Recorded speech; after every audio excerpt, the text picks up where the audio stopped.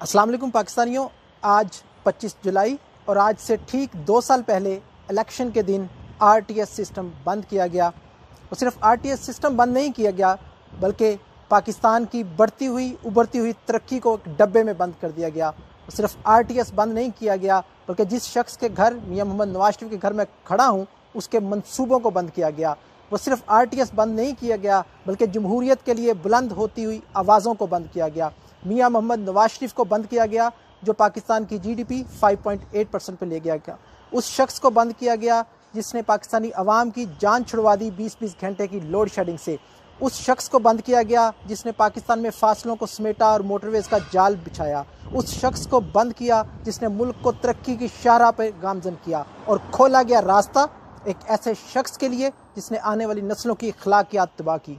खोला गया रास्ता एक ऐसे शख्स के लिए जो सालों में एक बीआरटी सड़क नहीं बना सका।